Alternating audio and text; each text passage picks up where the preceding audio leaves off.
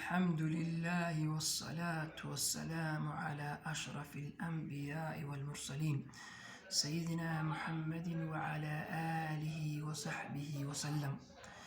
maanta insha allahu tacaala waxaan doonaan ka hadalno qisada asxaabigii meydkiisa ay ilaalisay shinnidu oo ilaahay usoo diray shinni inay u ilaaliso meydkiisa si aanay gaaladu u gogoyn.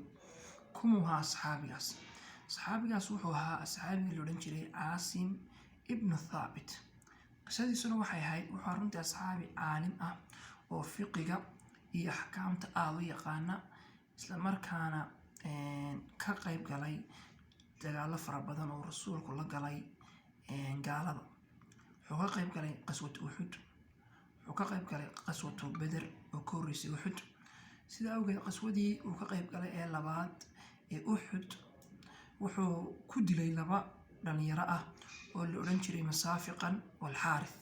labada dhalinyaro waxay ahaayeen labadii dhalinyaro ee ka mid ahaa dadkii u siday calanka qaswada. marka labada dhalinyaro markuu dilay, hooyadood labada dhalinyaro la odhan jiray sulaafata bintu sacdaa ayaa maqashay in caruurteedii la dilay.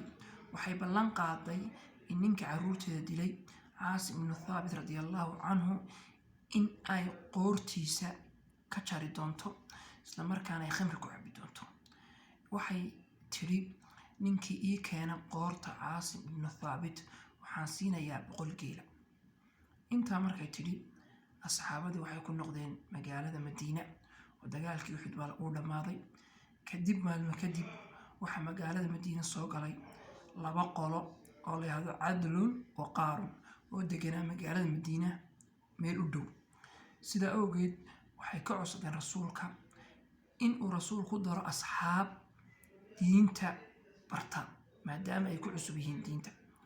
rasuulku wuu ka ogolaaday, wuxuuna ku daray asxaab 10 ah oo uu ka mid yahay caasim.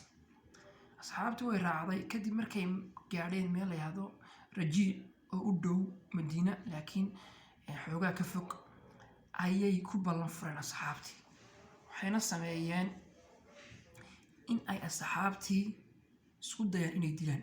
asxaabtii markay ogaadeen in la dilayo waxay u carareen meel buur ah bay koreen. buurtii bay gaalada isku weer ka qabatay. sida awgeed waxay dishay 7 asxaaba, 3na way qafaalatay. asxaabtay dishay 7 waxaa ka mid ahaa caasim intaan la dilin wuxuu ilaahay ka baryey in aan meydkiisa aanay gaalada usoo dhowaan. ilaahay wuxuu ilaahu meydkayga gaalada iga ilaali. wuxuuna yidhi, ilaahay adduunka markaan joogay waan iska ilaaliyay gaala taabashadooda, ilaahu meydkayga aanay taaban. sida awgeed markii ay gaaladii dooneen in ay caasim meydkiisa usoo dhowaadaan, waxay jeclaysteen inay madaxa ka jaraan caasim, dabeedna ay islaanta u geeyaan 100 geelana soo qaataan. markay meydkii usoo dhowaadeen, ilaahay wuxuu soo diray shinni fara badan oo dubaru naxl la yihahdo oo lab ah. shinnidii ayaa waxay isku weer ka qabatay meydkii caasim. gaaladii way u dhowaan kari waayeen meydkii. sida awgeed waxay dhaheen, haddaba gelin hore waa aroor, aynu ku soo noqono insha allahu tacaala gelin dambe. way iskaga tageen. gelin dambe kusoo noqdeen. gelin dambe markay soo noqdeen waxay yimaadeen meydkii oo sidii shinnidii ugu hareereysan tahay. cabaar markay joogeen, tog u dhowaa meydku meeshuu yaallo ayaa soo rugmaday. toggii ayaa meydkii qaaday. dabeedna way gaari kari waayeen meydkii, wayna soo qaban kari waayeen. sidaa awgeed saxaabada qayb ka mid ayaa rasuulka weydiiyey. waxay dhaheen, rasuul allow, meydkii caasim meey? rasuulku wuxuu ku jawaabay, meydkii caasim wuxuu joogaa cinda maliikin muqtadir. macnaheedu yahay ilaahay agtiisa awoodda leh ayuu joogaa. marka ilaahay baa garanaya. qisadii intaasay ku dhammaatay.